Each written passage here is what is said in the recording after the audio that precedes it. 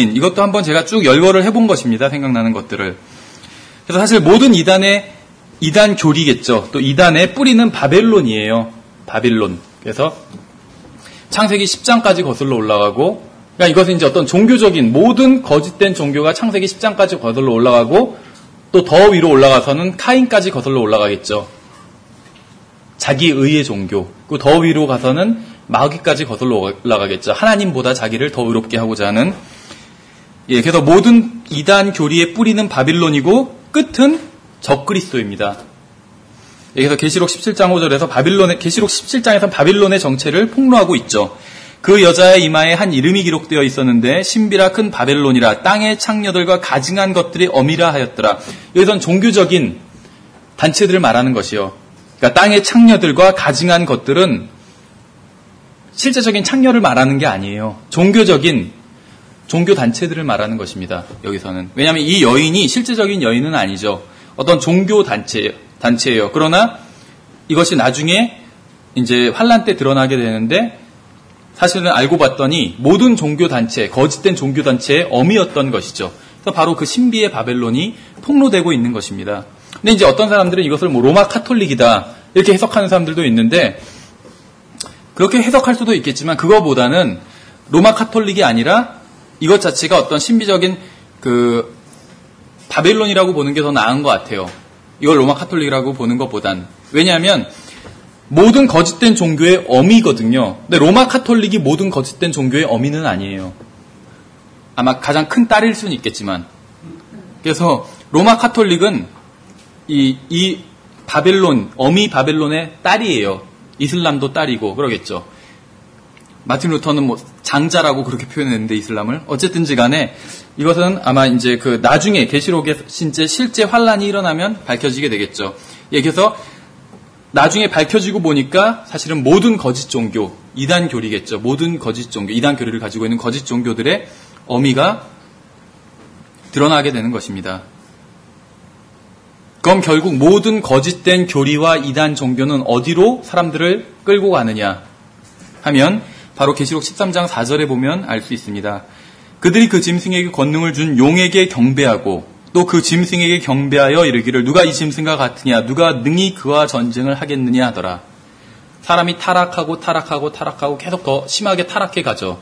그 거짓된 교리를 받아들이고 계속 더 악하게 가요. 마귀가 들어왔다가 쫓아내니까 자기만큼 더 악한 7 마귀를 데리고 와서 들어가게 되잖아요. 더 악해졌죠. 마지막 상태가. 근데 최악의 상태, 제일 마지막의 상태는 바로 용에게 경배하는 상태인 것이에요. 용에게 경배하는. 좀 어떻게 보면 여호와의 증인이나 지금 이단들인 용에게 경배하지 않을 수도 있어요. 그렇죠. 지금 형태는 여호와의 증인에서도 로마 카톨릭을 굉장히 징후하거든요. 그래서 로마 카톨릭이 바로 이 바벨론의 음녀다 이렇게 얘기를 해요. 여호와의 증인도. 모든 개신교에서도 다 로마 카톨릭을 바벨론의 음녀다 이렇게 얘기를 하죠.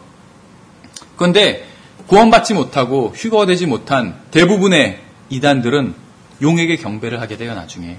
그래서 시작은 바빌론부터 시작을 해서 나중에 끝도 물론 바벨론이지만 미혹된 많은 사람들이 용에게 경배하는 것으로 끝나고 물론 그 이후에 더 지옥에 가고 또 불못에 던져지게 되는 것이 이제 궁극적인 마지막이 되는 것이겠죠. 예, 그래서 이제 이단이 생기는 원인은 마귀가 존재하기 때문에 이단이 생기는 것이에요. 물론 이제 마귀가 거짓 교사라는 그 통로를 사용하지만 어쨌든지 간에 가장 큰 제일 가는 원인 막 더듬어 가보면 마귀가 보일 수 있는 것이죠. 그래서 고린도후서 11장 14절에선 그것은 결코 놀랄 일이 아니니 사탄도 자기를 빛의 천사로 가장하느니라. 적그리스도가 나타나 직접적으로 온 세상을 미혹하기 전까지 사탄은 빛의 천사의 모습으로 진리의 모습으로 나타나서 사람들을 미혹할 것이죠. 나중에 교회가 휴거되고 나면 또 어떤 평화적인, 만약에 환란이 7년이라면 평화적인 3년 반이 끝나고 나면 적그리스도가 본격적으로 이제 자기를 가리켜 하나님이라 칭하고 그 가증한 모습을 드러나게 되겠죠. 근데 그 전에는 빛의 천사로 지금은 나타나서 사람들을 미혹하고 있다는 것입니다.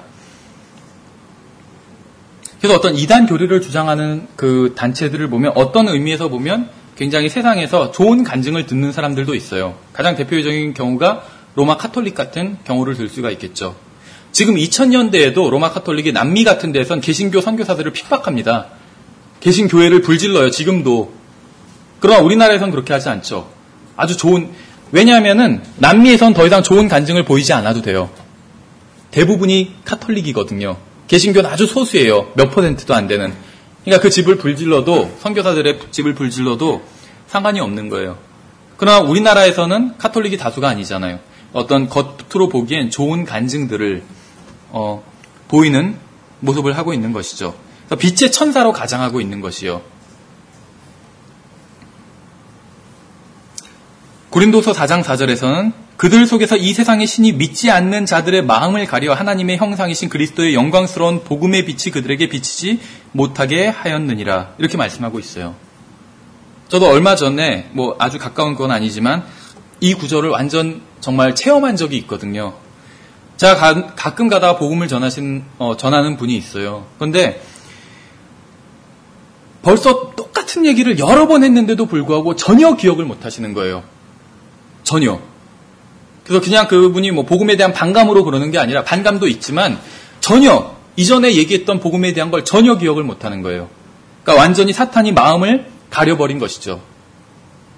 그런데 복음에 대해서 관심이 없어요. 그런데도 불구하고 어떤 그 기독교 이단에서 나온 책이 있는데 그것은 굉장히 또 열성적으로 보시더라고요.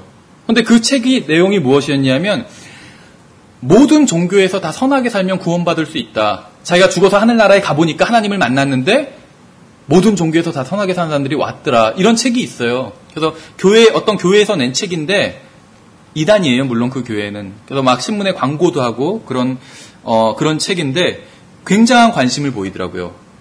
그러니까 완전히 사탄이 복음의 영광스러운 그리스도의 영광스러운 복음의 빛이 비치지 못하도록 마음을 완전히 어둡게 한 것이죠. 너무나도 안타깝더라고요. 예, 그래서 마귀가 존재하기 때문에 이단 교리들이 생겨나는 것이겠죠. 두 번째는 거짓 교사들이 있기 때문에 이단 교리들이 생기는 것입니다. 그래서 거짓 교사들은 어떤 마귀의 이단 교리를 전하는 통로가 될 수 있다고 볼 수가 있겠죠. 베드로서 2장 1절부터 3절에서 그러나 백성 가운데 거짓 대언자들이 있었던 것 같이 너희 가운데서도 거짓 교사들이 있으리니 그들은 정죄받을 이단 교리들을 몰래 들여와 심지어 자기들이 사신 주마저 주를 부인하기까지 하고 자기들 위해 신속한 파멸을 가져오리라. 많은 사람들이 그들의 악독한 길들을 따를 터인즉 그들로 인해 진리의 길이 비방을 받을 것이요 그들이 탐욕으로 말미암아 거짓된 말들을 가지고 너희를 상품 취급하리니 그들에 대한 심판은 오래되어 이제 지체하지 아니하며 그들이 받을 정죄는 잠자지 아니하느니라. 자기들을 사신 주마저 부인하며. 그래서 교사들 가운데서도 거짓 교사들이 있다는 것이요. 이것은 어떻게 보면 어떤 한 교회 자체를 가리키는 말일 수도 있겠고 아니면 기독교 전체, 그리스도의 몸 전체를 가리키는 말일 수도 있겠죠. 굉장히 안타까운 게 저는 그런 생각을 하거든요. 목사와 교사를 하나님께서 교회에 선물로 주셨잖아요. 그래서 우리가 성경을 배우고 그런 어떤 성령님께서 쓰시는 도구로 사용하셔서 우리가 성경을 배울 수 있는 통로가 된다는 것이죠. 근데 이제 그것을 좀 더 기독교계 전체로 넓게 본다면 과거에 있었던 훌륭한 교사들이 있었죠. 목사와 교사. 예를 들면 아더 핑크 같은 사람도 있고 클라렌스 라킨 같은 사람도 있고 훌륭한 성경 교사들이었죠. 그래서 이 사람들이 연구해서 쓴 책들, 세대적 진리나 아니면 핑크의 여러 주덕서들이나 굉장히 좋은 내용을 많이 담고 있습니다. 그런데 이런 책들은 절판이 됐어요. 대부분. 요즘에 와서는. 좋은 책들, 복음적이고 아주 적용도 훌륭하고 그런 책들은 대부분 절판이 됐어요. 더 이상 구할 수가 없어요. 그래서 어떤 추천도서 목록을 보면 과거에는 번역되어 있었는데 지금은 절판된 책들이 많더라고요. 우리나라에서는. 그에 반해서 정말 복음적이지 않은 책들, 성경적이지 않은 책들은 불티나게 잘 팔리고 있다는 것이죠. 거짓 교사들의 책들이에요. 잘 팔리고 있는 것이에요. 그래서 어떤 거짓된 그러한 거짓된 정보들이 또 거짓된 교리들이 기독교계에 침투하고 있는 것이죠. 왜 기도에 대해서 가장 기도하면 떠오르는 사람이 조지 뮬러를 떠올릴 수 있겠죠. 5만 번 이상 기도 응답을 받았다. 그래서 실제적으로 기도를 하고 응답을 받고 어떤 실행적인 모습을 보여준 가장 훌륭한 사람을 보통 조지 뮬러라고 합니다. 그에 반해서 이제 어떤 기도에 대해서 좋은 글을 쓴 사람을 첫 번째를 꼽자면 E.M. 바운즈라는 사람을 들 수 있거든요. E.M. 바운즈. E.M. 바운즈는 이제 E.M. 바운즈의 기도 시리즈라는 책들이 있는데 굉장히 기도에 대해서는 고전이고 좋은 내용들이 많이 있습니다. 근데 E.M. 바운즈가 자기가 기도에 대해서 그 쓴 책, 지금은 정말 기독교계에서 정말 보배 같은 책들로 인정받고 있는 책들인데 처음에는 그걸 출간할 돈이 없어서 출간을 못했었대요. 그에 비해서 우리나라에서 그 몇 년 전에, 지금은 들어가 버렸는데 몇 년 전에 기도에 대해서 그 베스트셀러 자리에 올랐던 한국 사람이 쓴 책이 있어요. 제목이 뭐 정확하진 않을 수 있겠는데 뭐 하나님의 보좌를 움직이는 기도인가 이런 제목의 책이었어요. 그 내용이 뭐냐면 하루에 10시간 기도하고 15시간 기도하고 그런 내용이에요. 그래서 그렇게 기도하고 한마디로 졸으면 하나님께서 그 기도를 들어주신다는 거예요. 어떤 기도든지. 그런 내용이에요, 정말. 그 내용이 다 요약을 하면 2권까지 나오고 그랬었어요. 그래서 기독교계에서 굉장히 많이 팔렸었어요. 그래서 모든 시간을 그 사람은 기도하는 시간으로, 회사에서도 틈만 나면 기도를 해야 된다. 그런 걸 가르치던 사람이었어요. 거짓 교사인 거죠. 회사에서는 일을 해야죠. 그래서 거짓 교사인데 그런 거짓 교사의 책들은 잘 팔리는 거예요. 그래서 가르치는 사람, 교사, 그것이 직접적으로 교회에서 가르치는 사람이건 아니면 책을 통해서 가르치는 사람도 교사겠죠. 죽어있는 사람이건 지금 살아있는 사람이건 간에 그런 가르치는 사람의 말을 무조건적으로 받아들이는 것이 아니라 성경으로 확인하는 것이 필요한 것입니다. 그래서 사도행전 17장 11절에서도 베레아 사람들은 사도 바울이 가르치는 것도 성경으로 확인했다고 말씀하고 있잖아요. 그렇죠.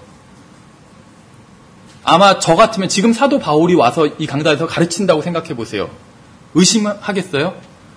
저런 게 성경적일까? 이렇게 의심 안 하겠죠. 그냥 다 막 받아 적고 한마디도 놓치지 않으려고 그러겠죠.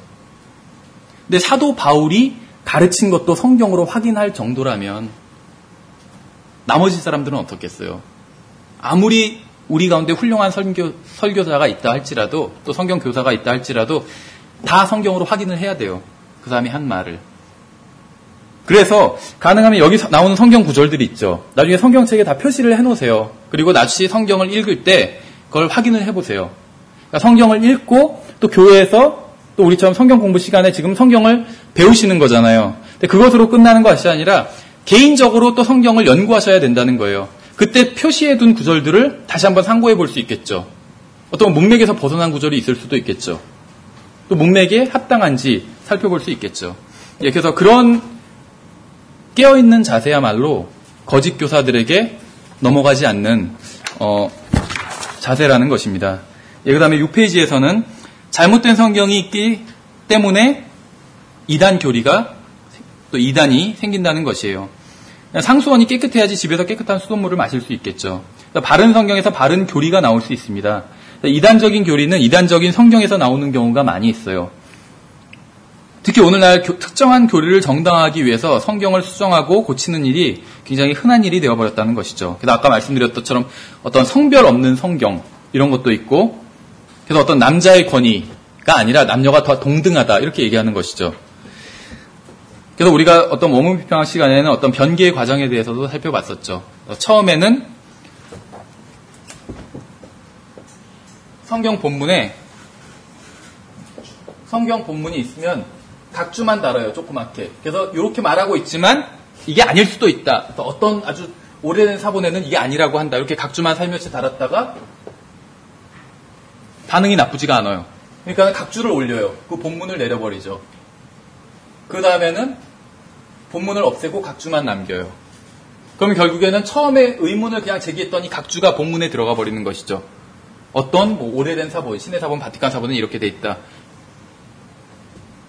그래서 이런 변개의 과정을 거쳐서 변개된 성경이 탄생하게 된다는 것입니다. 그런데 이런 변개가 그냥 이루어지는 것이 아니라 다 의도가 있다는 것이죠. 어떤 특정한 교리를 가르치기 위해서 이런 변개가 일어난다는 것입니다.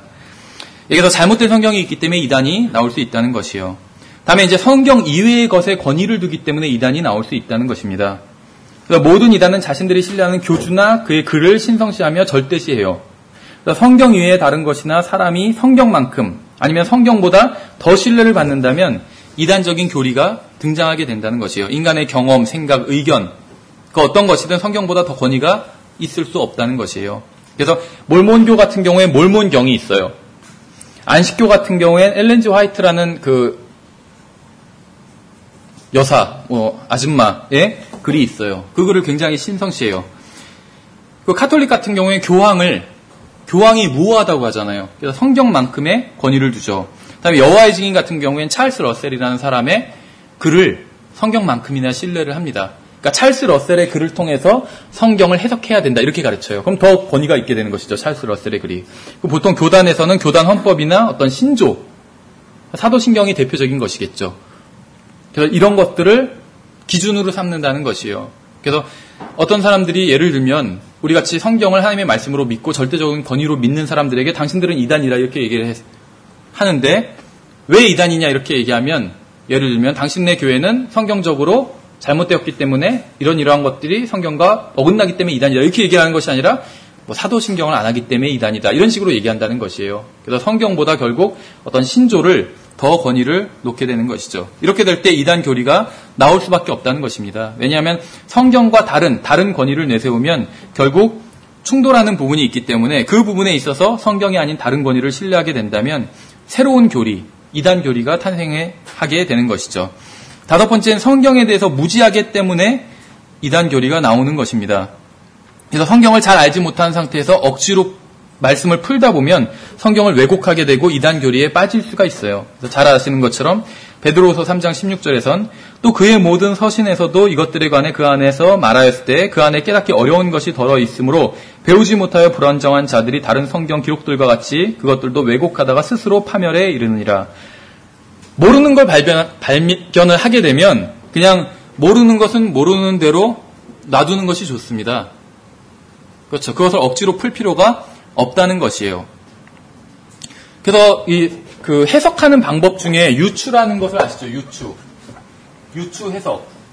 유추 해석은 그런 것이잖아요.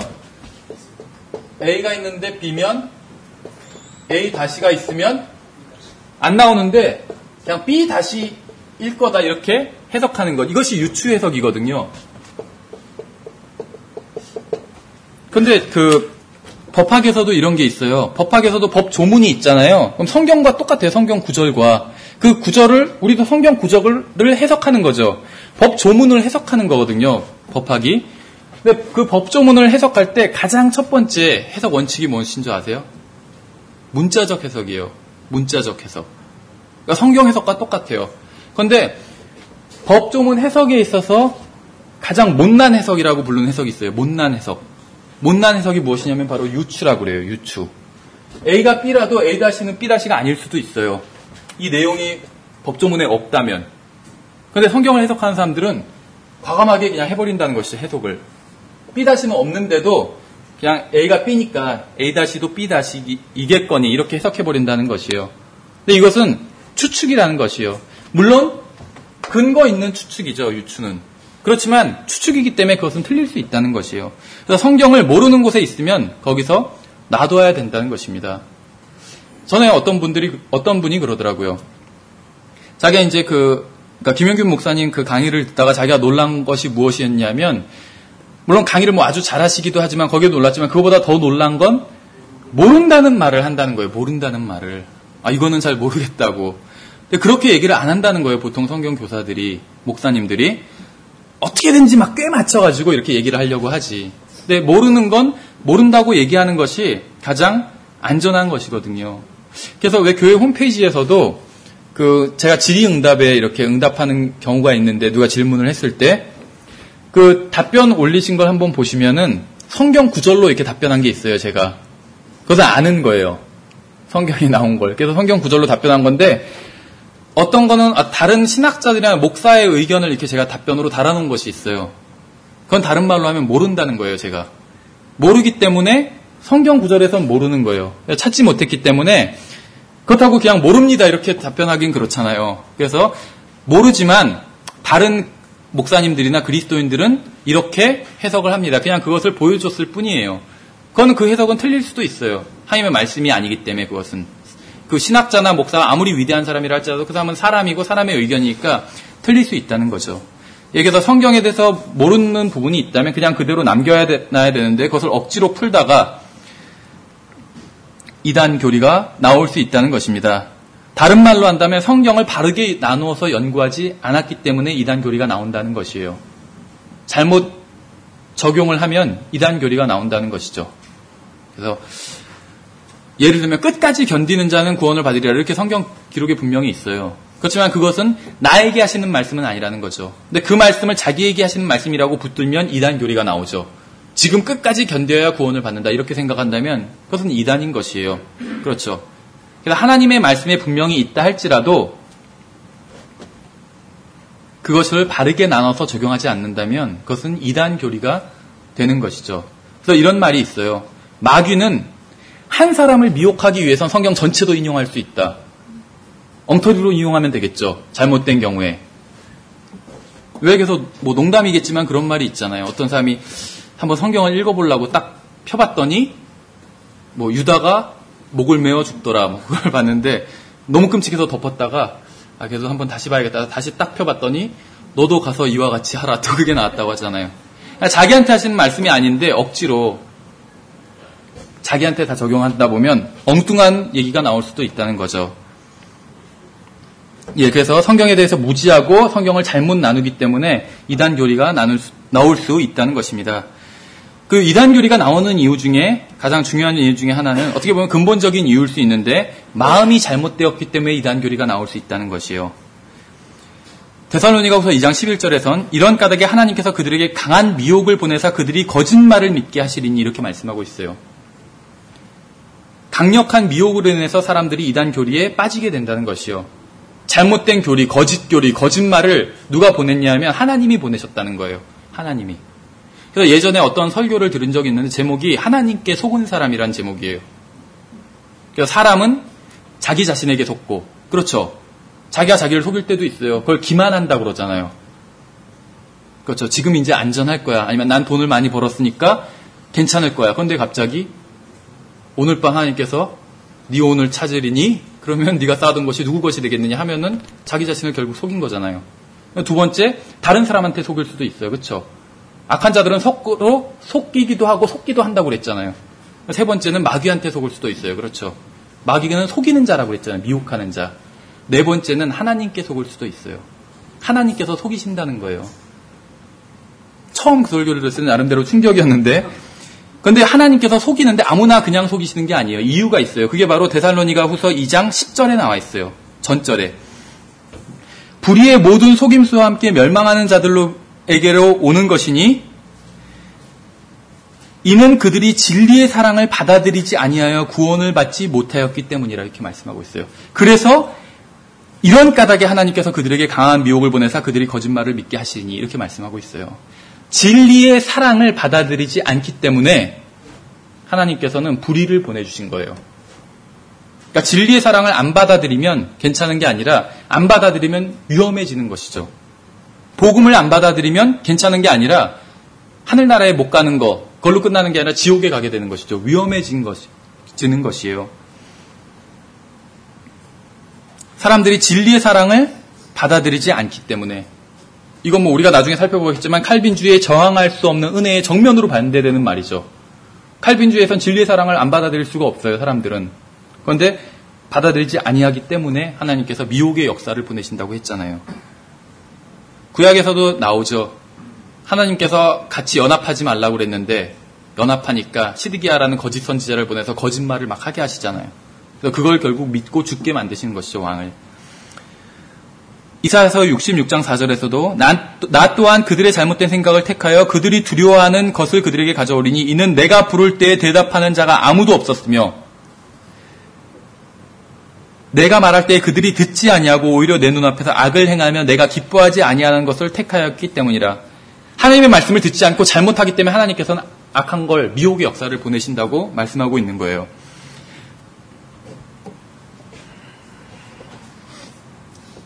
그럴 수밖에 없는 것이죠. 진리를 받아들이지 않으면 진리 외에 모든 것들이 미혹이니까 미혹을 받아들일 수밖에 없어요. 복음을 받아들이지 않으면 복음 외에 모든 종교들은 다 미혹이잖아요.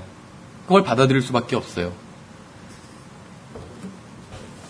그래서 그런 얘기를 하더라고요. 그 복음을 어떤 분한테 전했는데 항상 복음을 전하다 보면 뭐 온라인 상으로는 실제 오프라인에서 복음을 전하건 많이 하는 얘기 중에 그게 있어요. 평생을 악하게 살아온 사람이 마지막 순간에 복음을 믿으면 어떻게 되냐? 구원받는다. 그럼 평생을 선하게 산 사람이 복음을 안 믿으면 어떻게 되냐? 지옥에 간다고. 그렇게 불합리한 게 어딨냐고. 불공평한 게 어딨냐고. 평생을 선하게 산 사람은 지옥에 가고 평생을 악하게 살지만 마지막 순간에 믿으면 하늘나라에 가고 그렇게 불공평한 게 어딨냐고. 그래서 막 열을 내더라고요. 그래서 불공평한 게 맞다고. 평생을 선하게 살았는데 예수 그리스도를 안 믿고 하나님의 진리를 믿지 않기 때문에 지옥에 가고 평생을 악하게 살았지만 마지막 순간에 이 진리의 사랑을 받아들여서 하늘나라에 가고 이건 불공평한 거고 불합리한 거라고. 그런데 그게 바로 당신을 위한 거라고. 그 불합리한 것의 주인공이 바로 당신이 될 수 있다고. 그 다음은 자기는 평생 선하게 살아온 부류라고 생각하고 있는 거예요. 제가 봤을 때는 아닌데. 제가 잘 아는 사람이거든요. 아니라고. 당신은 이 평생을 선하게 살았는데 구원받지 못한 사람이 아니라 평생을 악하게 살았는데 구원받는 사람이 당신일 수 있다고. 이게 불합리한 거지만 감사해야 된다고. 당신을 위해서 이런 불합리한 것을 하나님께서 해주신 거라고. 이게 복음이라고. 가만히 있더라고요. 그러니까는. 예, 그래서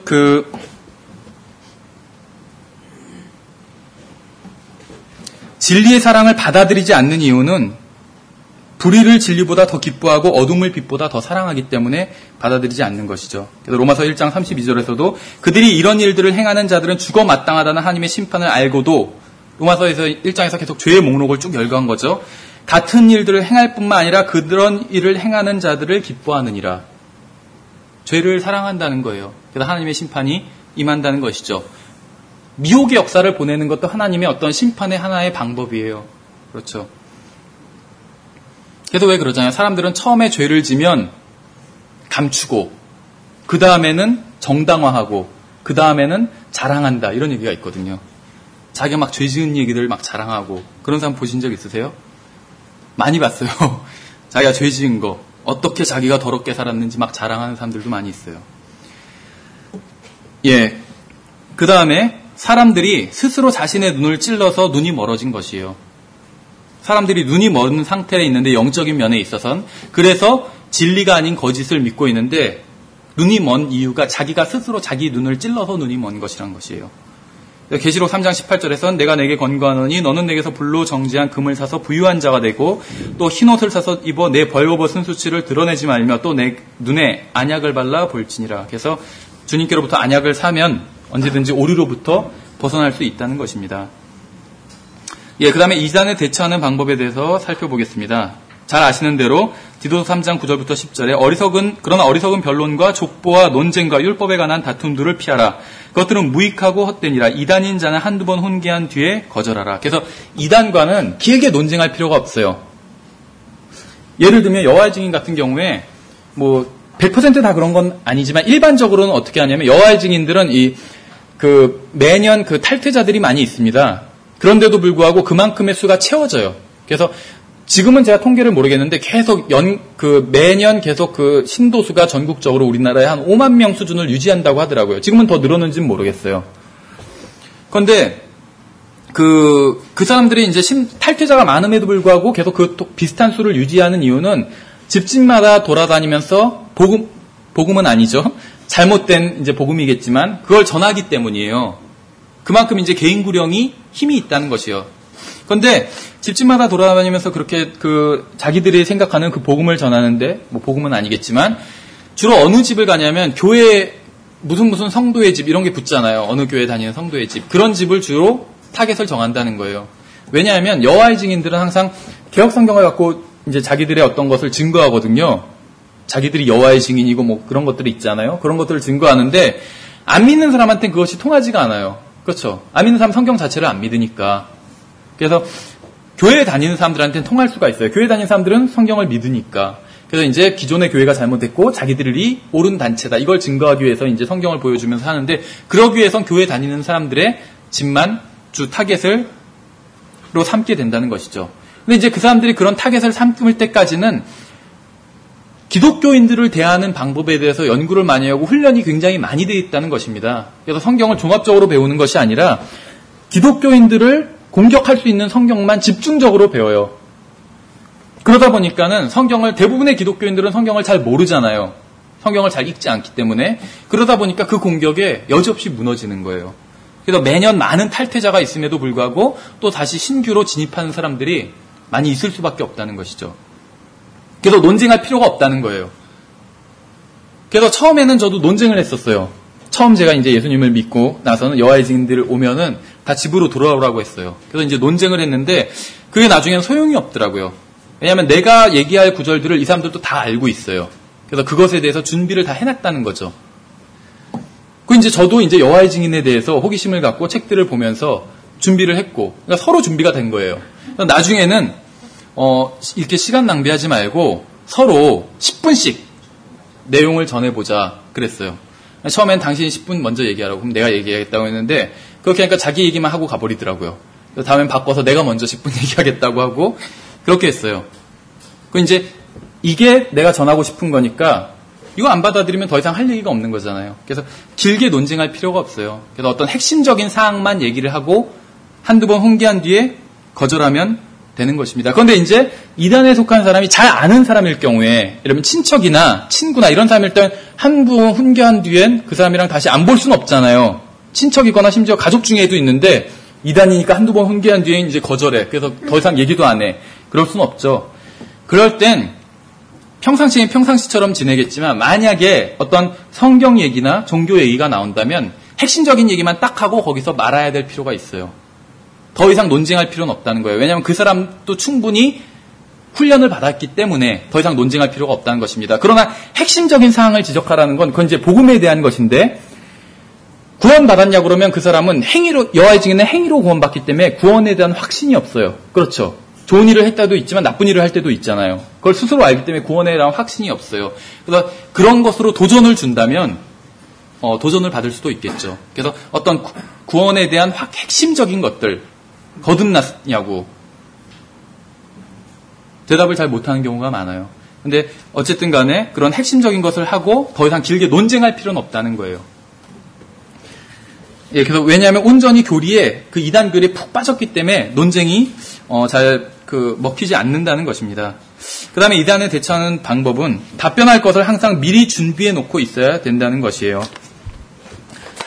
베드로전서 3장 15절에서 오직 너희 마음속에서 주 하나님을 거룩히 구별하고 너희 속에 있는 소망의 이유를 묻는 모든 사람에게 대답할 것을 항상 예비하되 온유함과 두려움으로 하며 이렇게 말씀하고 있죠. 항상 예비해 놓으라고 말씀하고 있어요. 예배해 놓고 계신가요, 항상? 나에게 불시에 누가 묻던지 간에 내가 만나는 사람마다 다 막 얘기할 수는 없어요. 그렇죠. 그러나 내가 만나는 사람마다 내가 그리스도인이란 걸 밝힐 수는 있어요. 그러니까는 어떤 경우에 있어서 만나는 사람마다 다 붙들고 막 복음을 전하면 사람들이 다 나를 멀리하게 돼버릴 수 있어요. 그건 지혜 없게 전했기 때문에 그런 거예요. 그럼 어떻게 해야 되냐면 내가 그리스도인이란 걸 밝히는 것으로 좋게요. 저는 그리스도인입니다. 그게 복음을 길게 안 전해도 그렇게 밝히는 건 간단하잖아요. 상대방이 교회 다닌다고요? 그러면 아니요. 그 얘기를 한 것이 아니라 저는 구원받은 그리스도입니다. 거기로 족할 수도 있어요. 그럼 나중에 그 사람이 진지하게 물어볼 수가 있어요. 그랬을 때 복음을 설명해 줄 수가 있겠죠. 듣기 싫은데 억지로 얘기할 수는 없거든요. 물론 이제 거리 설교의 경우엔 다른 목적이 있기 때문에 그렇게 외치는 거지만 그것이 아니라 이제 개인 구령의 경우엔 듣기 싫은데 억지로 막 얘기할 수는 없어요. 간단히 내가 밝히고 그럼 나중에 그 사람이 관심 있을 때 질문을 할 수 있다는 것이요. 근데 준비가 안 돼 있으면 가만 나는 그리스도입니다 이렇게 밝히는 거는 어떤 면에서 말로 하는 건 쉽잖아요. 간단하니까. 그런데 복음을 그래요? 당신이 그리스도인이라고 전에 그랬는데 그땐 가만히 그냥 넘겼는데 생각해보니까 나도 교회 오래 다녔지만 아직 저는 확신이 없습니다.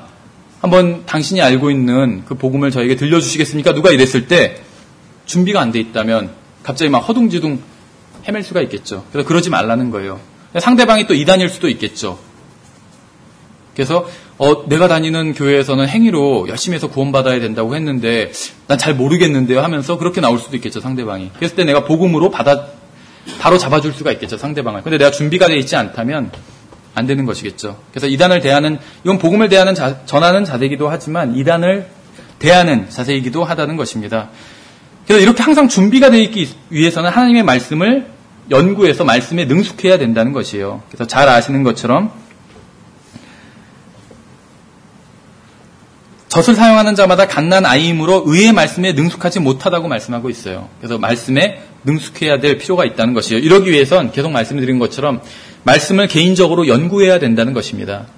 읽고 듣고 연구하고 또 암송하고 적용하고 이런 일들이 반복적으로 일어나야 말씀에 능숙해질 수 있는 것이죠.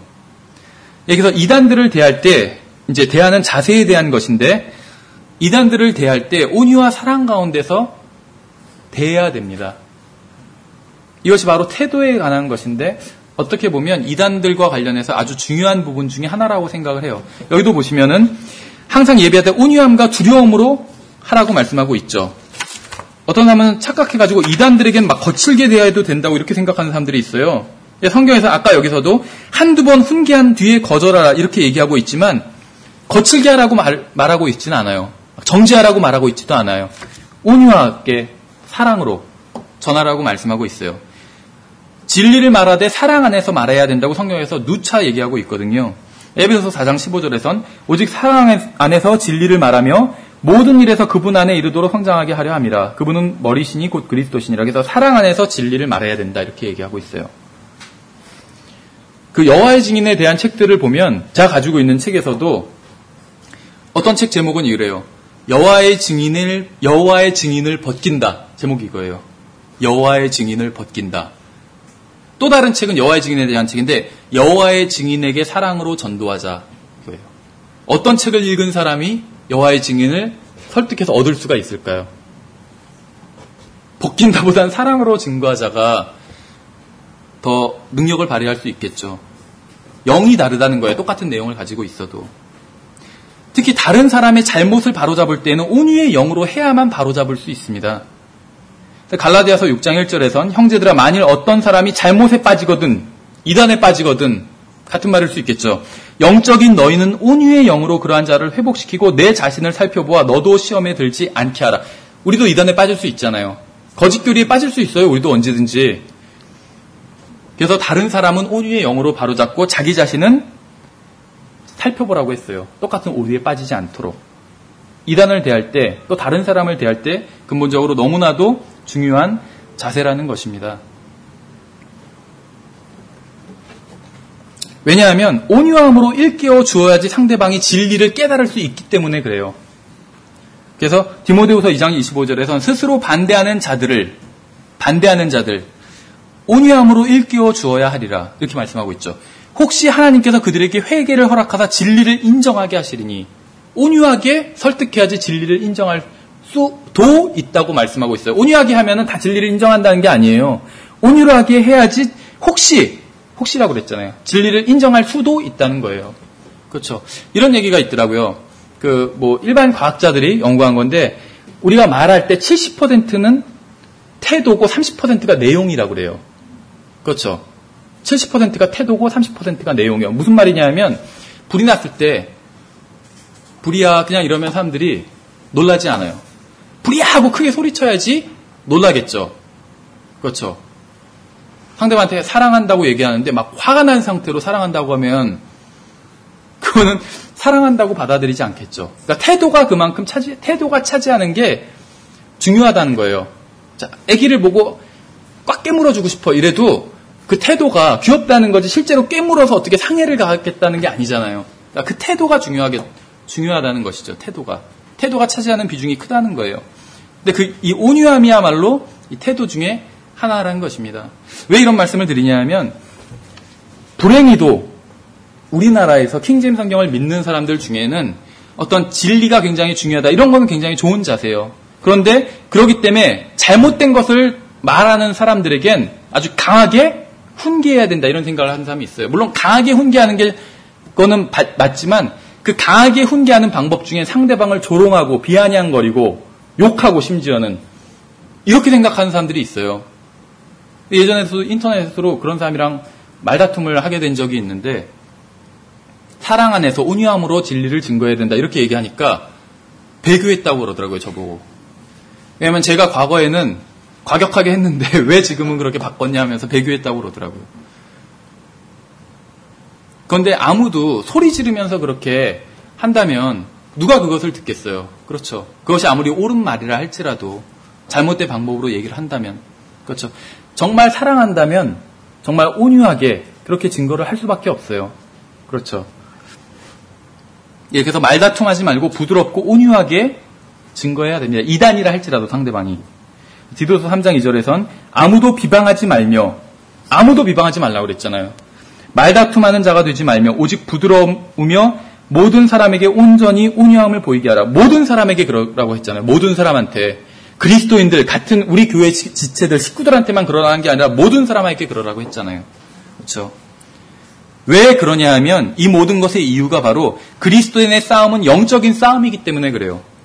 잘 아시는 것처럼 에베소서 6장 12절에서 우리는 살과 피와 맞붙어 싸우지 아니하고 정사들과 권능들과 이 세상 어둠의 치리자들과 높은 처소들에 있는 영적 사악함과 맞붙어 싸우느니라. 그리스도인이 전쟁을 할 때 누구랑 싸우는지 알아야지 전쟁을 할 수 있죠. 그렇죠. 권투 시합을 해도 상대편과 싸워야지 심판을 때리면 안 되잖아요. 누가 자기의 원수인지를 알아야 되는데 우리의 원수는 이단 교리를 믿고 있는 그 사람이 아니에요.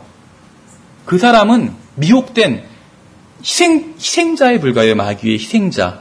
그렇죠. 우리의 원수는 누구냐 하면 그 사람 배후에 있는 영적 세력이라는 것이죠. 영적 세력.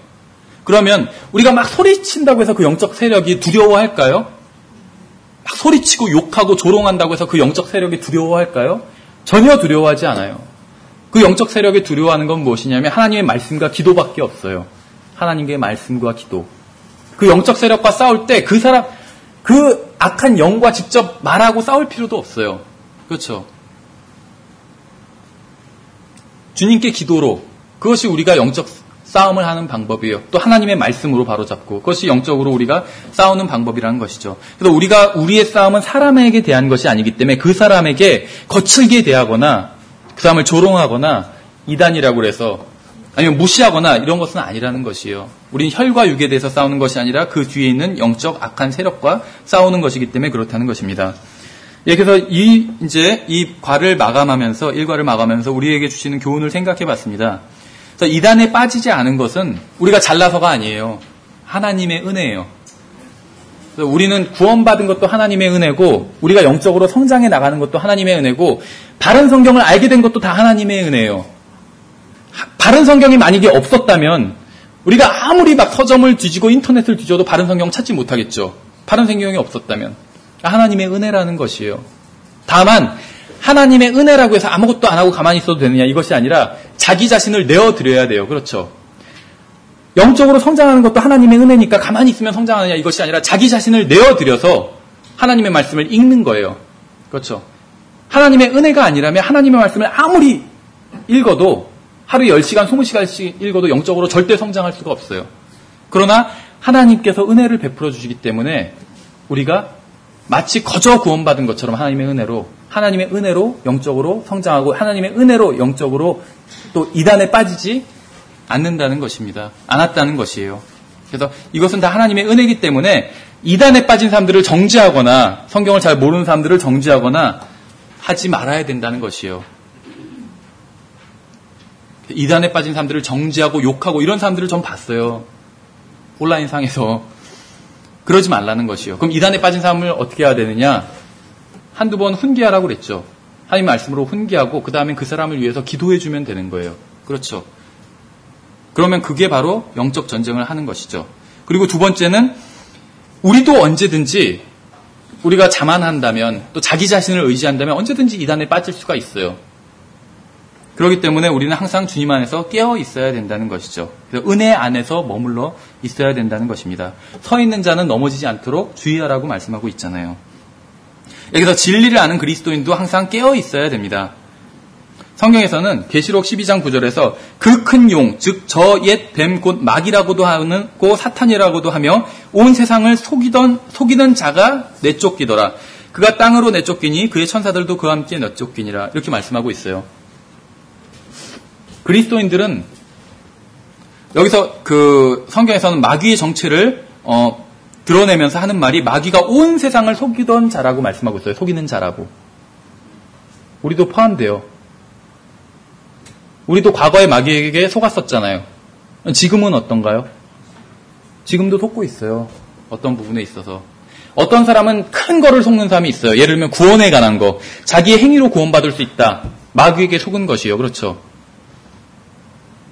어떤 사람은 작은 걸 속고 있을 수도 있어요. 예를 들면 구원은 받았지만 내가 어떤 것들은 내 마음대로 살아도 되겠지. 구원받은 하나님의 자녀니까. 하나님께서 나에게 자유를 주셨으니까. 그리스도인들은 자유롭다고 했으니까. 그렇게 생각할 수도 있어요. 그런데 그리스도의 심판석에 가서 보니까 주님께서는 우리에게 자유를 주셨지만 우리가 자기의 자유의지로 주님을 섬기기를, 사랑하는 동기로 주님을 섬기기를 원하셨던 거잖아요. 그럼 결국은 우리도 속았던 거예요, 마귀에게. 그렇죠.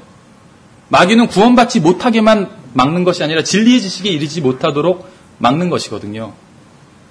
그래서 어떤 그 사람들이 편지로 대화하는 것을, 두 편지를 제가 다 봐서 본 적이 있는데 그러더라고요. 한 사람이 다른 목사, 둘 다 목사예요. 한 목사가 다른 사람한테 당신은 어떤 부분에 있어서 속고 있습니다. 주변 사람들에게. 그렇게 막 지적을 했어요. 그러니까 그 사람이 무슨 말을 하냐면 화를 확 낸 게 아니라 그 사람의 반응이 내가 어느 부분에 있어서 마귀에게 미혹됐는지 지적해달라고. 그래서 그게 맞으면 내가 고치겠다고, 그 부분을. 이것이 바로 성경을 믿는 사람의 자세인 것이죠. 속고 있어요, 우리는 다. 그래서 우리가 성경에서는 에베소서 4장 13절에서 마침내 우리가 다 믿음과 하나님의 아들을 아는 것에서 하나가 되어 완전한 사람에 이르고 그리스도의 충만하심에 장성한 분량에까지 이르리니. 이게 우리의 목표거든요. 우리가 구원받은 이유예요. 구원의 결과는 지옥에 가지 않고 하늘나라에 가지 않고, 이런 건 구원받으니까 딸려오는 결과, 어떻게 보면 부수물일 뿐이고 정말 우리를 구원하신 목적은 이거라는 거죠. 그리스도의 충만하심에 장성한 분량에까지 이르리니.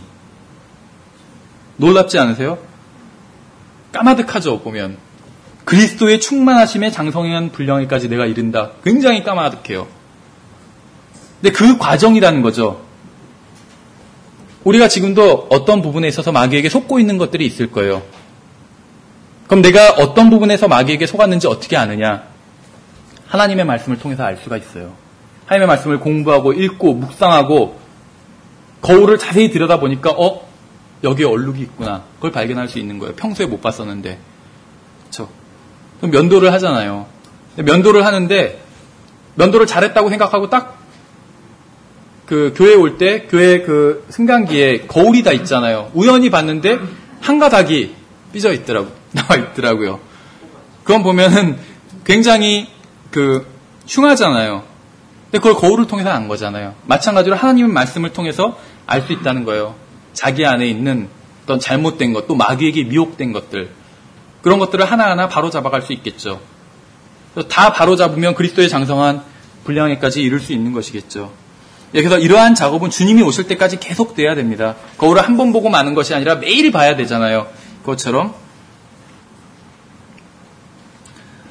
그래서 이제 그 일과를 마칠 텐데, 이제 일과를 간단히 그냥 요약하면은 가장 쉬운 이단 판별법, 이런 것을 제가 한번 생각해 봤습니다. 가장 쉬운 이단 판별법. 그럼 이제 모든 이단의 교집합이에요. 여러 가지가 있겠지만 제가 봤을 때 가장 큰 거 두 가지는 무엇이냐면 성경의 권위 외에 다른 권위를 주장하는 것이에요.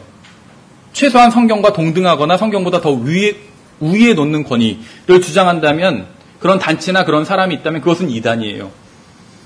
어떤 신조나 헌법이나 어떤 사람의 책이나 어떤 교주나 교황이나 그 무엇을 성경의 권위와 비기려 한다면 그것은 이단이라는 거예요. 이것이 첫 번째 이단을 판별할 수 있는 기준이고, 두 번째 기준은 약간 실질적인 것인데, 실행적인 것인데, 자신들의 교회나 모임만이 유일하게 진리를 알고 있고 유일한 진리라고, 유일한 하나님께서 기뻐하시는 교회고 유일한 교회라고 주장하는 사람들은 이단이에요. 그렇죠? 그런 말을 할 수가 없어요. 예를 들면 최고의 말을 잘해도 우리 교회는 성경대로 믿고 있습니다. 이렇게 하면 되지, 우리 교회만이 유일하게 성경을 믿고 있는 교회입니다, 대한민국에서. 이런 식으로 말할 수는 없어요. 근데 그렇게 말하는 사람들도 있거든요. 제가 아는 사람들 중에서도. 자기네 교회만이 유일한 교회고 자기네 교회에서만 드리는 예배만이 하나님 앞에 유일하게 대한민국에서 올라가는 예배래요. 그런 사람들이 있어요. 근데 그런 사람이야말로 이단이라는 것이에요. 그렇죠? 그걸 어떻게 알아요? 유일한지, 딴 데 어디서 부산에서도 올라가고 있는지 예배가. 그걸 어떻게 알겠어요? 그래서 제가 봤을 때 이제 우리가 이제 이단 교리들을 앞으로 하나하나 살펴보겠지만 이단을 판별할 수 있는 가장 쉬운 판별법은 성경 이외에 다른 권위를 주장하는 것과 오직 자기네 교회만의 구원이 있고 카톨릭도 그렇잖아요. 카톨릭에서는 뭐라고 하면 구원은 교회 안에만 있습니다. 이렇게 얘기를 해요. 근데 그 교회는 바로 우리 교회입니다. 이렇게 얘기를 해요. 그러니까 결국 자기네 교회만 구원이 있다는 거잖아요. 여호와의 증인도 자기네 여호와의 증인에만 구원이 있다고 얘기해요. 그나마 여호와의 증인들도 다 구원받는 게 아니에요. 그 중에서 14만 4천만 구원받아요. 그리고 몰몬교도 마찬가지고 모든 이단들이 다 그래요. 자기네에게만 구원이 있다는 것은 이단이에요. 우리 교회에만 구원이 있지 않아요. 예수 그리스도를 믿으면 누구나 구원받을 수 있어요. 그렇죠. 우리 교회에 오지 않아도 진리의 지식에 이를 수 있어요. 하나님께서는 그렇게 하실 수 있기 때문에. 이단이 아니죠, 우리 교회는. 그래서 어쨌거나 이단에 대해서 가장 큰 그 기준을 이렇게 한번 생각을 해봤습니다. 그래서 이단에 올바로 대처하는 방법은 하나님의 말씀을 바로 아는 것이에요. 모르겠어요. 하나님께서 어떤 사람을 특별히 이단 연구가로 부르실 수도 있을지도 모르겠어요. 예전에 뭐 그 탕명환 씨처럼. 그런데 보통 평범한 그리스도인이라면 이단에 대해서 그렇게 이단 교리를 깊게 연구할 필요가 없다고 생각을 합니다. 이단의 교리를 연구하는 것보다 그냥 올바른 교리, 하나님의 말씀을 연구하는 것이 안전하다는 것이에요. 그럼 어떤 이단 교리가 온다 할지라도 충분히 가려낼 수 있기 때문에 그렇다는 것이죠. 이단 교리는 또 연구해봤자 바뀌어요. 세월이 지나면. 예를 들면 안식교에서는 그 1800년대 말에 예수 그리스도께서 영적으로 재림하셨다고 가르쳤어요. 영적으로 재림하셨다. 지금은 그런 가르침을 철회했거든요. 안식교가 처음 나올 때는 안식일을 지켜야지만, 토요일 안식일을 지켜야지만 구원을 받는다고 그렇게 강조했어요. 그리고 일요일을 지키는 사람들은 짐승의 표를 받은 거다 이렇게 가르쳤거든요. 지금은 그렇게 가르치지 않아요. 토요일을 지켜야지만 구원받는다. 굉장히 강력하죠. 그 토요일을 지키지 않으면, 안식일을 지키지 않으면 구원받지 못한다 이렇게 가르치는 건 굉장히 강력하죠. 근데 지금 어떻게 가르치냐면 토요일 안식일을 지키지 않으면 하나님께서 슬퍼하신다 이렇게 가르쳐요. 많이 약화됐죠. 그러니까 이단 교리를 그렇게 연구할 필요는 없다는 거예요. 하나님의 바른 말씀만 알면 그것으로 충분하다는 것입니다. 예, 지금 한 30분 남아서 이과를 나가도록 하겠습니다. 이과의 내용은 제목 보시는 대로 성도들을 향한 마귀의 전쟁이라는 제목으로 살펴볼 텐데 이것은 이단의 어떤 특정한 교리들을 다루는 것은 아니에요. 일반적인 형태의 미혹에 대해서 다루는 것입니다. 그리고 프린트물은 맨 뒤에 있습니다. 일반적인 형태의 미혹과 그것으로부터 빠져나오는 방법에 대해서 다루고 있는데 그냥 미혹에 대해서 다룬다 이렇게 생각하시면 될 것 같아요. 이것은 제시 펜 루이스라는 자매님인데 이 자매님이 쓴 책 원래 제목이 War on the Saints입니다. 그래서 이것을 이전에는 성도들의 전쟁 이렇게 번역을 했어요. War on the Saints를. 근데 이상하죠. 성도들의 전쟁, 성도들 간의 전쟁 그런 말이 아니라 이 본문에 보시면 이 본문은 아니지만 그 책에 어떤 말이 표현이 나오냐면 Satan's War on the Saints예요. 그래서 사탄이 하는 사탄이 성도들을 향해서 일으키는 전쟁, 성도들을 향해서 하고 있는 전쟁이에요. 그래서 성도들을 향한 마귀의 전쟁. 이것이 이제 그 제목을 올바로 번역한 것이라고 생각을 하고요. 이 지금 내용은 제가 요약을 한 건데 이 War on the Saints가 이제 원래 책으로 있고 또 영어로 된 것도 요약판이 있습니다. 근데 그 요약판을 또 요약하면서 제가 해설을 붙인 거예요. 그래서 이것은 그냥 번역은 아니에요. 그래서 번역된 것은 우리나라의 지금 그 기독교 문서선교회와 또 베델이라는 데서 그 번역한 두 종류의 책이 있어요. 제목은 아마 뭐 사탄은 성도를 어떻게 속이는가 그거랑 그다음에 베델에서 나온 건 어떤 제목인지 모르겠네요. 그런데 어쨌거나 이 War on the Saints를 번역한 것입니다. 그런데 이제 이 제시 펜 루이스에 대해서 우리가 잠깐 얘기를 해보면 제시 펜 루이스가 많은 책을 썼거든요. 몇십 권을 썼는데 다른 책들은 내용이 좀 안 좋을 수도 있어요. 그래서 제시 펜 루이스가 제가 생각할 때는 저도 다 본 건 아니지만 이 War on the Saints 사탄의 미혹이라는 주제를 다루고 있는 이 성도들을 향한 마귀의 전쟁 이 책은 굉장히 어떤 영적 전쟁에 있어서 고전으로 통합니다. 그래서 의미가 있지만 다른 책들은 저라면 별로 추천을 안 하겠어요. 좀 엉뚱한 얘기들이 있고 또 영적 적용을 한 얘기들이 있어요. 예를 들면 예수 그리스도의 십자가의 고난 뭐 이런 책에서는 어떤 얘기를 하냐면 예수님이 십자가에 달렸던 시각이 몇 시간 동안 달렸었죠, 예수님이? 6시간 정도 달렸었죠, 6시간. 그런데 성경에서 7이 완전의 수잖아요. 그러니까 완전에 못 미친다는 거예요.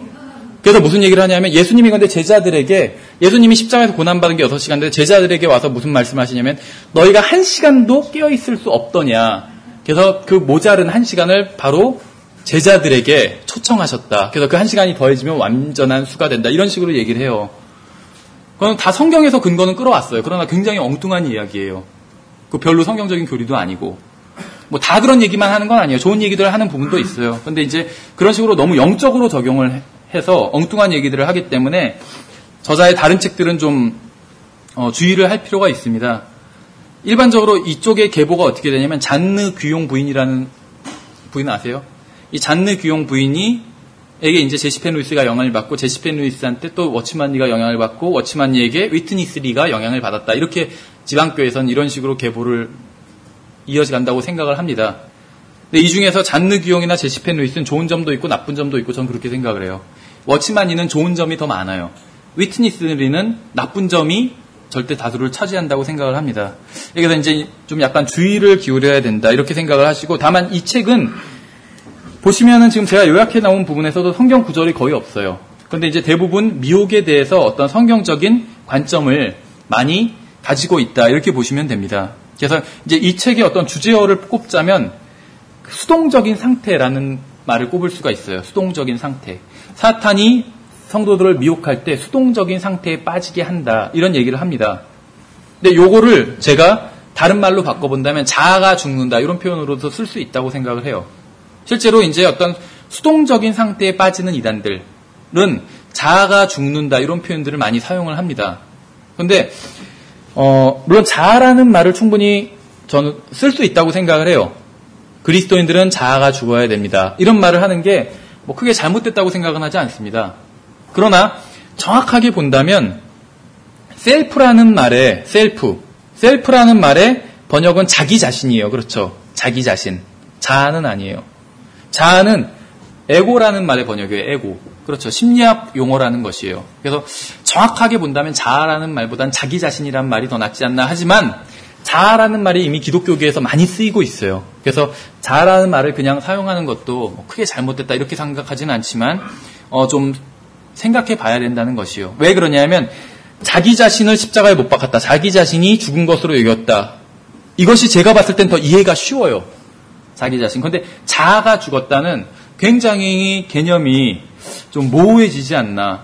그래서 하나님의 말씀엔 어떤 명확한 것보다는 어떤 체험의 모호한 것으로 좀 끌고 가는 이러한 뉘앙스의 말이 아닌가 이런 생각이 들더라고요. 예, 그래서 어떤 자아가 죽었다 이런 표현들을 쓰는데 실제로 우리나라 동양 종교에서도 어떤 사교들에서도 비슷한 용어를 쓰더라고요. 자아가 죽었다 이런 말과 비슷한 용어를 써요. 그래서 자식이 자신을 죽이는 일을 뭐 하고 왔다 이런 얘기를 하고 막 그러더라고요. 지금 뭐 보면 뭐 마음수련원이라든지 이런 것들이 막 길거리에서 그 포스터에 붙어 있고 광고를 하는데 거기서도 비슷한 얘기를 해요. 거기 내려가면은 자기 자신을 죽이는 일을 해요. 제가 아는 분 중에서도 그런 분이 있었기 때문에 그 팜플렛을 주신 걸 읽어보니까 비슷하더라고요. 자아가 죽는 이것과 이단들에서 얘기하는 것과 그래서 이거를 통해서 그리스도인을 수동적인 상태에 들어가게 합니다. 수동적인 상태. 말은 그럴듯해요. 자기 자신 자아가 죽었기 때문에 이제 수동적인 상태가 됐어요. 그래서 주님이 오시면 주님께서 막 이제 사용하신다는 거예요. 그럼 내가 뭐든 하는 일이 난 수동적인 상태에 들어가면 내가 뭐든 하는 일이 주님을 위해서 하는 일이 된다. 이제 이런 얘기를 하고 있는 것인데 그것이 바로 잘못된 것이다. 그거를 이 책에서는 얘기를 하고 있는 것입니다. 그래서 이 책에서는 미혹과 미혹으로부터 빠져나오는 방법에 대해서 얘기하고 있고 또 이 내용은 반사회적인 종교단체와 관련이 있어요. 그래서 예를 들면 칼빈주의와는 별로 관련이 없어요. 은사주의와는 어느 정도 관련이 있을 수도 있어요. 그런데 그 칼빈주의나 은사주의보다 이 책의 내용은 어떤 통일교 아니면 JMS 아니면 뭐 지방교회 이런 데랑 더 관련이 있어요. 아니면 구원파도 어느 부분은 관련이 있는 부분도 있어요. 약간은 좀 반사회적인 성향을 띠는 단체들이 있죠. 구원파라고 다 그런 건 아니지만 예전에 이제 무리를 일으켰던 구원파 있잖아요. 막 집단 자살하고 그런 그 부분을 얘기하는 거예요. 구원파도 훌륭한 부분이 있어요, 분명히. 어떤 복음을 전하고 이런 부분에서. 그러나 잘못된 부분도 있는데 그 잘못된 부분과 관계에서 얘기를 드리는 겁니다. 그래서 이제 이단에 빠진 경험이 없으면 그런 약간 사교틱한 뭐 칼빈주의나 이런 거 말고 그런 약간 구원파나 아니면 무슨 뭐 통일교나 문선명, 그러니까 문선명이나 아니면 정명석, JMS 이런 쪽에 빠진 경험이 없으면 잘 이해가 안 될 수도 있어요. 여기서 하는 말이 무엇인지. 그런 경험이 있으신 분들은 더 잘 이해가 될 거예요, 아마. 예, 그래서 한번 내용을 간단히 살펴보도록 하겠습니다. 예, 제가 이것은 그냥 편의를 위해서 번호를 쭉 매겨봤어요. 원래 책에선 이런 번호가 매겨져 있지는 않습니다. 예, 그래서 그 1번에 본문 요약 1번에 보시면 우리는 사탄이 피조물의 가장 높고 순수한 욕망을 이용한다는 사실을 알아야 된다. 마귀는요, 육신적인 면도 있겠지만 기본적으로 영적인 존재예요. 영적인 존재. 그렇죠. 마귀의 역사가 어디서 더 강력히 벌어지느냐? 이단 교회에서 더 강력히 벌어져요. 어떤 뭐 나이트클럽이나 이런 데서 더 강력히 벌어지는 게 아니라. 그렇죠. 육신적인 죄도 마귀와 관련이 있어요, 분명히. 그러나 영적인 죄가 더 관련이 있어요. 왜냐하면 마귀가 원하는 것이 무엇이냐? 육신적인 것이 아니라 경배받기를 원해요. 굉장히 종교적이라는 것이죠, 마귀는. 예, 그래서 사탄은 피조물의 가장 높고 순수한 욕망, 더 영적이 되고자 하는 욕망이 있죠, 사람은. 그것을 건드린다는 것이에요. 그래서 창세기에서 보시면 마귀가 이브를 유혹할 때 썼던 것이 있어요. 그것이 뭐 네가 부자가 되고 아니면 육신적으로 뭐 어떻게 되고 이것이 아니에요. 네가 신들처럼 되리라 이렇게 얘기했어요. 더 영적이 된다는 거예요. 인간의 욕망을 너무나도 잘 알고 있었던 것이죠, 마귀는. 그렇게 접근한다는 거예요. 더 영적으로 되고자 하는 욕망, 이단들이 그것을 건드린다는 것이에요. 그럼 그 욕망이 잘못된 것이냐? 물론 잘못된 것인데 하나님의 말씀을 제외하고 그것을 찾기 때문에 잘못된 것이죠. 더 영적이 되고자 했다면 하나님을 영적으로 성숙하려고 하는 것은 잘못된 것은 아니죠. 그렇다면 하나님을 찾아갔고 하나님의 말씀을 들었어야 됐어요. 그런데 더 영적이 되고자 했으면서도 하나님의 말씀은 듣지 않고 다른 것을 찾는다면 다른 열매에서 찾은 것이죠. 그러면은 마귀의 미혹에 빠질 수밖에 없는 것이죠. 그래서 피조물의 가장 순수한 욕망을 이용한다는 것이요. 그래서 마귀가 영적인 것을 향한 이브의 욕망을 이용해서 그녀를 미혹했던 것이죠. 이브에게는 영적으로 되고자 하는 욕망이 있었죠. 이단에 모인 사람들도 다 영적으로 되고자 하는 욕망 때문에 모인 거예요. 세상적인 욕망 때문에 모인 게 아니라는 거예요. 이단 교회에 빠진 사람들이. 그래서 우리는 마귀가 더 영적이 될 수 있다는 선을 이용해서 하나님의 말씀에 대한 불순종을 가지고 왔음을, 그리고 선을 이루기 위해 악을 제안했음을 알 수 있다. 더 영적이 되고자 하기 위해서 선이죠. 하나님의 말씀을 어기는 것. 하나님 따먹지 말라고 하셨잖아요. 악이죠. 그것을 제안한 거예요. 다른 말로 하면 목적이 수단을 정당화해버린 것이죠. 영적이 되고자 한다면 목적이 좋잖아요. 수단은 좀 잘못돼도 상관없다. 예수의 어떤 방법인 것이고 또 그리스도인들의 방법이기도 해요. 그렇죠. 무슨 말이냐면 예를 들면 정당히 세금을 내야 되는데 세금을 포탈해요. 포탈하는 이유가 뭐냐면 자기가 흥청망청 쓰기 위해서가 아니라 교회에 더 헌금을 많이 내기 위해서. 그러면 그것으로 하나님을 더 잘 섬길 수가 있잖아요. 그렇죠. 교회 돈 없이 교회에 돌아가는 건 아니에요. 이런 소책자 찍으려도 다 이게 100만 원 이상 들었거든요. 돈이 필요해요. 그런데 그걸 받기 위해서 그 돈을 마련하기 위해서 세금을 포탈해요. 그럼 그건 잘못된 것이죠. 하나님의 방법이 아니라는 거예요. 그런 일은 굉장히 많이 일어나요. 뭐 예전에 목사님도 예를 들으시면 교회에 빨리 가기 위해서 무단횡단을 막 한다든지.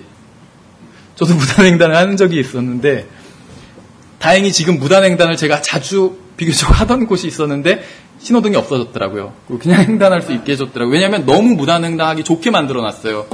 근데 사실은 이 세상의 법을 지켜야 된다는 것이 하나님의 말씀에 반하지 않는 것이라면. 그렇죠. 항상 목적이 수단을 정당화하는 경우가 많이 있어요. 우리들도 많이 있어요. 미혹된 거예요. 그것도 사실은. 작은 부분이지만 그렇죠. 어떤 사람은 큰 거에 미혹되고 어떤 사람은 작은 거에 미혹되고 미혹된 건 마찬가지예요. 바르지 않다면. 그렇죠. 그래서 마귀는 이불을 현명해지고 신들처럼 된다는 것을 믿기로 꿰었던 것이죠. 이단들이 다 그렇게 꿰어요. 그래서 이번에 그러므로 어떤 사람이 선하고 경건하고 헌신되고 성경대로 믿고자 한다고 해서 제가 좀 붙인 말들이에요. 자동적으로 미혹으로부터의 안전을 보장받을 수 있는 것은 아니다. 우리가 성경대로 믿는 교회에 있고 선하고 성경대로 믿고자 한다고 해서 자동적으로 미혹으로부터 안전한 것은 아니라는 것이에요. 그래서 우리가 더 영적으로 되고자 하는 인간의 욕망을 마귀는 항상 이용한다는 것이죠. 3번에 하나님께서 내 씨와 여자의 씨 사이에 적개심을 두리니 라고 말씀하신 것처럼 내가 너와 여자 사이에 적개심을 두리니 또 이렇게 말씀하셨죠. 마귀에게. 이것은 사악한 무리와 여자들, 특히 믿는 여자들 사이에 적개심이 있는 원인이 되었다. 이 적개심은 그날 이후로 그 강도가 결코 약화되지 않았다. 그래서 마귀는 오늘날도 사람들을 미혹하기 위해 여자들을 이용하는 것이다. 이런 말이 어떠세요? 아마 지금 관점에서 보면 남녀평등 또 여성해방운동의 관점에서 보면 굉장히 불쾌한 말이 아닐 수 없겠죠. 마귀가 사람들을 미혹하기 위해서 남자들보단 여자들을 더 이용한다는 거예요. 안식교 또 엘렌 G 화이트라는 아줌마가 교리를 체계화시켰어요. 여자. 만약에 이런 말을 남자가 했다면 약간 그 거부감이 들 수도 있었겠지만 제시 펜 루이스 이 저자는 여자거든요. 여자가 이런 말을 했어요. 근데 왜인지는 모르겠지만 맞는 말이에요. 뭐 남자 이단 교주들도 있지만 여자들이 그 이단에 있어서는 더 큰 역할을 하는 게 사실입니다. 근데 왜 그럴까요? 그래서 하나님께서는 여자의 머리를 남자로 두신 거예요. 남자가 권위를 행사하도록. 그래서 이상한 짓을 못하도록. 한마디로. 그렇게 하신 거예요. 근데 왜 여자가 더 미혹을 잘 당하냐 하면, 근데 제가 생각할 땐 귀가 얇아서겠지만, 근데 남자도 귀가 얇은 경우가 많더라고요. 근데 감정적이에요, 더, 여자가. 그렇죠, 감정적. 그러니까 감정적이면 이단에 빠지기가 더 쉬워요. 하나님께서는 물론 우리의 감정도 조절하실 때가 있지만 감정과 상관없을 때가 많아요. 하나님의 말씀은 감정적으로 더 안 좋을 때도 많다는 거예요. 우리에게. 기분 나쁠 때가 있어요. 하나님의 말씀이 어떤 말씀은. 그럼에도 불구하고 그 말씀을 믿어야 되는 거예요. 그래서 여자가 더 감정에 쉽게 공격당하기 때문에 여자를 공격한다는 것이요. 그래서 그런 얘기를 하고 있습니다. 3번에선. 4번에선 마귀는 인간에게 닥치는 모든 문제와 고난의 근본적인 원인이 하나님께 있다고 생각하게 한다. 그러나 인간의 모든 문제와 고난과 질병과 괴로움의 원인은 결코 하나님이 아니며 오히려 마귀라는 것을 우리는 욥기를 통해서 알 수 있다. 라고 얘기를 하고 있습니다. 이거는 안 믿는 사람들의 대부분이 이렇게 생각을 해요. 만약에 하나님이 계시다면 왜 이 세상에 이렇게 악이 많은가? 왜 선한 사람이 고통을 받는가? 왜 질병이 있는가? 왜 죽음이 있는가? 왜 아기들이 죽는가? 많잖아요, 이 세상에 고통의 문제가. 그래서 왜 보통 이제 어떤 인간의 두 가지 문제를 꼽자면 존재의 문제 이렇게 얘기를 하거든요. 첫 번째는 존재의 문제. 아무것도 없으면 문제가 없는데 왜 있는 것인가? 그렇죠. 그 근원이 뭔가? 인간의 어떤 존재의 문제. 철학에서 묻는 게 성경에서 묻는 거랑 똑같아요. 말만 다를 뿐이지. 철학에선 존재의 문제라고 표현하거든요. 인간의 존재. 하나님의 존재. 왜 존재하시는가? 왜 존재하는가, 인간은. 그 두 번째 문제는 고통의 문제예요. 다른 말로 하면 두 번째 문제는 고통의 문제. 왜 그 존재가 고통을 받고 있는가? 인간이 존재하는 것도 알 수 없는 노릇인데 고통을 당하고 있잖아요. 그렇죠. 성경에선 그 두 가지 철학의 두 가지 문제에 다 답변을 주고 있거든요. 인간이 왜 존재하는지 답변 주고 있잖아요. 그 다음에 왜 고통받고 있는지도 답변을 주고 있잖아요. 근데 어쨌든 간에 안 믿는 사람들은 다 고통의 문제가 있기 때문에 하나님은 존재하지 않는다 이렇게 얘기를 해요. 그러니까 다시 말하면 인간의 고통에 대한 책임을 하나님께 돌리고 있다는 것이죠. 근데 그 책임은 하나님께 있지 않아요. 인간의 고통의 문제와 하나님의 책임은 전혀 별개의 것이란 것이죠. 그 고통의 원인은 오히려 하나님께 있는 것이 아니라 마귀와 인간에게 있어요. 하나님을 제외한. 그런데도 불구하고 하나님께 책임이 없는데도 불구하고 하나님께서는 그 인간의 고통의 문제를 또 해결해 주시는 것이죠. 5번에서 만약 인간이 그 타락한 본성으로 말미암아 스스로 쉽게 미혹된다면 하물며 마귀가 그런 인간을 미혹하는 것은 너무나도 쉬운 일이다. 이미 죄에 사로잡혀 있는 거듭나지 않은 이들은 쉽게 미혹될 수 있다. 그러나 비단 거듭나지 않은 사람들만이 미혹되는 것이 아니며 거듭난 사람들도 미혹된다는 사실을 잊어서는 안 된다. 육신적인 그리스도인들은 쉽게 미혹될 수 있다. 또한 우리가 간과하지 말아야 될 사실은 영적인 그리스도인들도 미혹될 수 있다는 사실이다. 어떤 사람이 영적이고 신실하다는 것이 마귀의 미혹을 막아주는 방어막은 아니기 때문이다. 또한 만약 어떤 사람이 미혹을 이겨낸다면 이후에 그에게 훨씬 더 교활한 미혹이 오게 되리라는 사실도 간과하지 말아야 된다. 그래서 미혹은 누구에게나 올 수 있다는 것입니다. 육신적인 사람, 육신적인 그리스도인뿐만 아니라 영적인 그리스도인들에게도 미혹은 올 수 있다는 것이에요.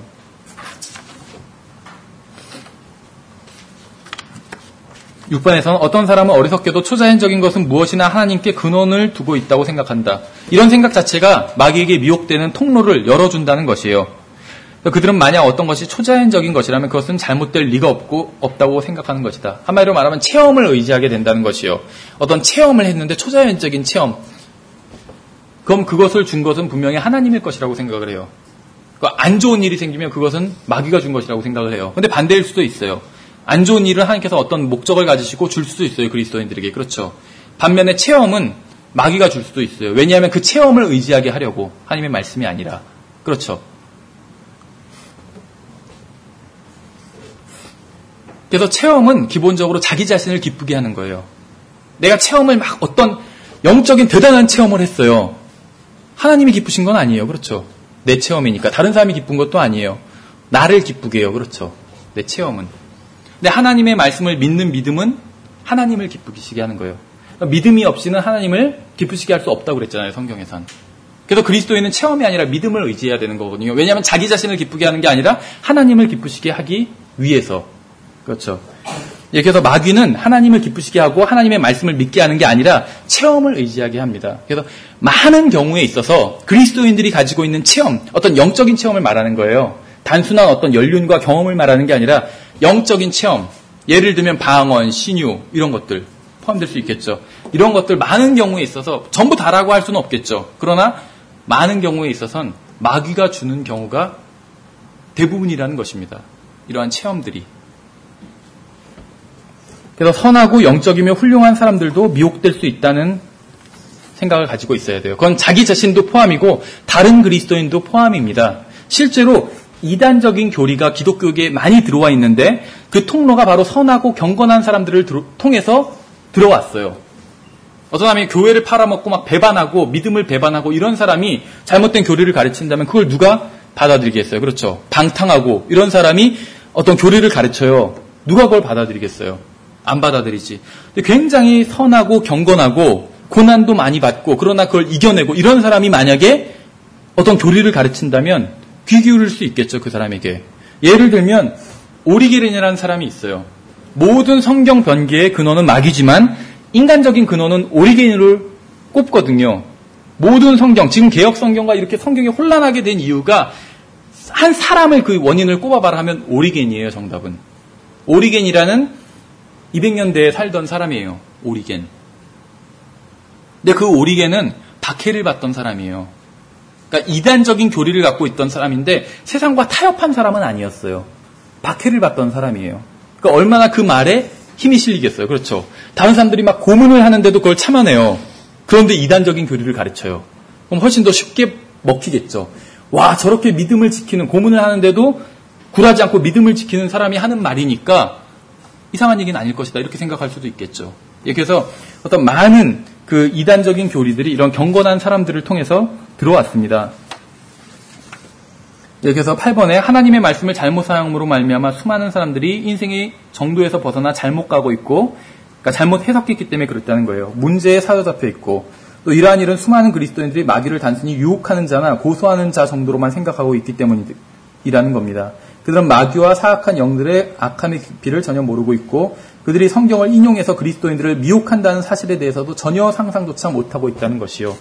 그리스도인들을 미혹하기 위해서 마귀가 불경을 인용하지 않는 것이 코란을 이용하지 않고 성경을 인용한다는 것이에요. 그래서 하나님의 말씀을 연구해야 되는 목적이 거기에 있는 것이죠.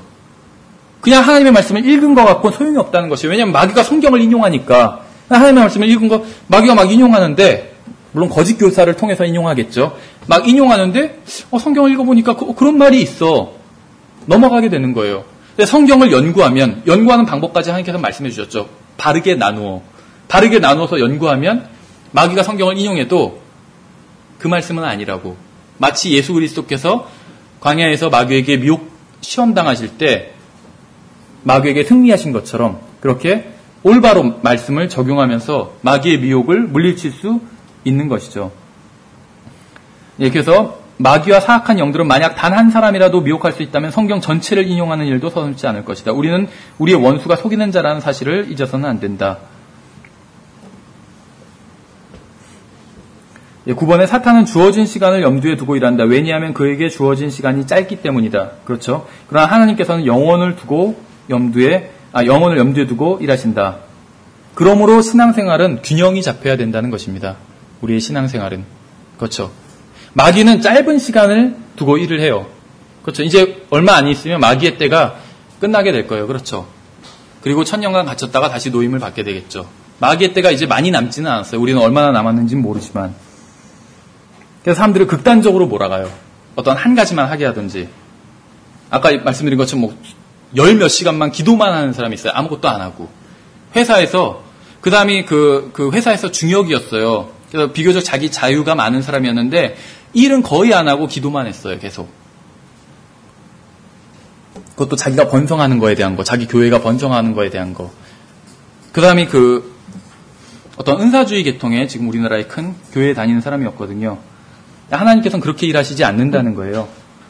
하나님께서는 균형 잡힌, 왜냐하면은 영혼을 염두에 두고 일하시기 때문에 모든 것이 균형 잡히도록 그리스도인이 그렇게 역사하신다는 것입니다. 그래서 진리를 아는 지식은 미혹으로부터 가장 안전한 방어막이라는 것이요. 10번에 보시는 것처럼. 12번에 미혹은 어떤 사람의 인격이 아니라 그 사람의 무지에서부터 시작된다. 그러므로 진실되고 신실한, 다시 말하면 아무리 인격이 훌륭해도 충분히 미혹당할 수 있다는 사실이에요. 그 사람도. 진리에 대한 지식이 없다면, 하나님의 말씀을 연구하지 않았다면, 하나님의 말씀을 연구하지 않았다면 그 영역에 있어서는 자기가 무지한 영역이 있겠죠. 그 영역에 있어서는 마귀에게 미혹에 대해서 활짝 열려 있다는 것입니다.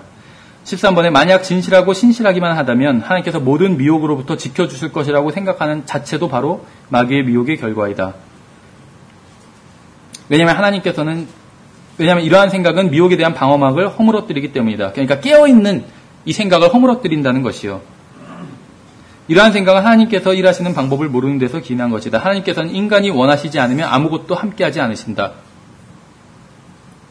하나님께서 어떤 사람을 통해서 일하실 때 그의 의지에 반해서 하시는 것이 아니라 그 사람의 동의하에 그와 협력하시기 때문이다. 하나님께서 나를 지켜주시도록 내가 협력해야지 하나님께서 나를 지켜주신다는 거예요. 그러니까 미혹으로부터. 물론 구원이나 이런 것은 다 보장되어 있는 것이죠. 그럼 우리의 행위와 상관이 있는 것이 아니니까. 그런데 미혹으로부터 지켜주는 것은 우리가 거기에 동의해야 된다는 것이에요. 동의해서 시간을 내서 하나님의 말씀을 읽고 연구해야지 미혹으로부터 지켜줄 수 있다는 것이에요. 그냥 자동적으로 지켜주시는 것은 아니라는 것이죠. 그래서 진리를 아는 지식은 사탄의 거짓말하는 영과의 전쟁에서 첫 번째 가는 요소이다. 16번에 하나님께 쓰임받고 있다는 사실 하나만으로 그 사람이 하는 모든 말이나 모든 행동이 옳은 것이 아니다. 아까 우리가 살펴본 것처럼 사도 바울이 증거하는 것도, 사도 바울이 말하는 것도 다 성경으로 하나하나 확인해 봤다고 그랬잖아요. 데살로니가에 있는 그리스도인들도 훌륭하지만 그보다 더 훌륭하다고 그랬잖아요. 베레아의 그리스도인들이.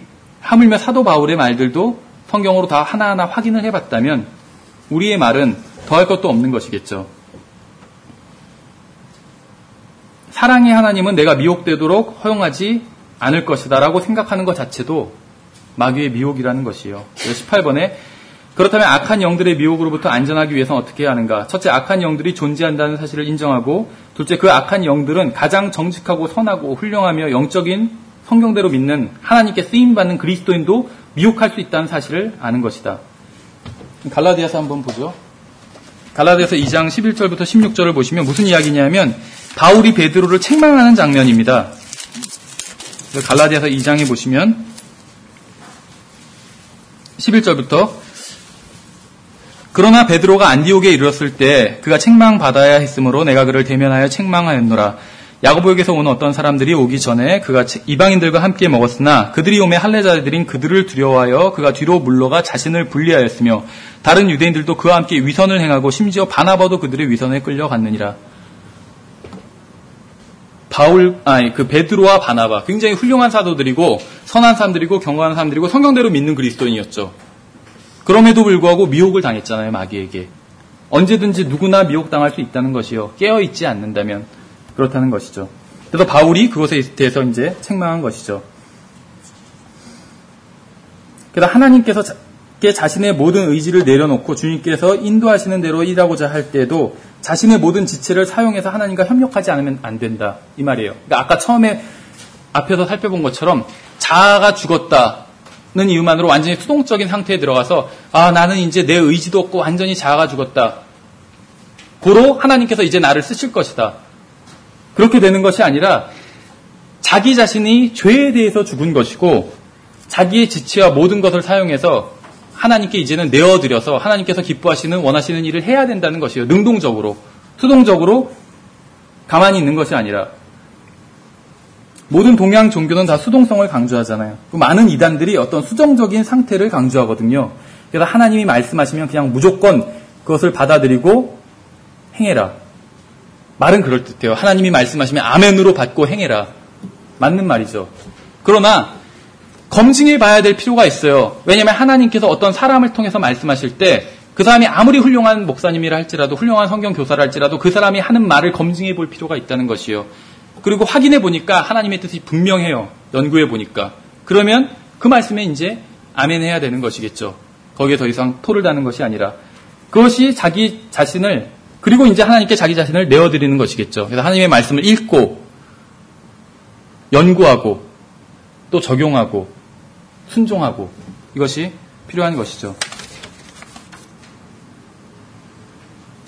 예, 시간이 많이 지나서 일단 여기까지 하고 다음 주에 계속 이어서 살펴보도록 하겠습니다. 그래서 다음 주에 이 프린트물 계속 가져오시면 될 것입니다. 예.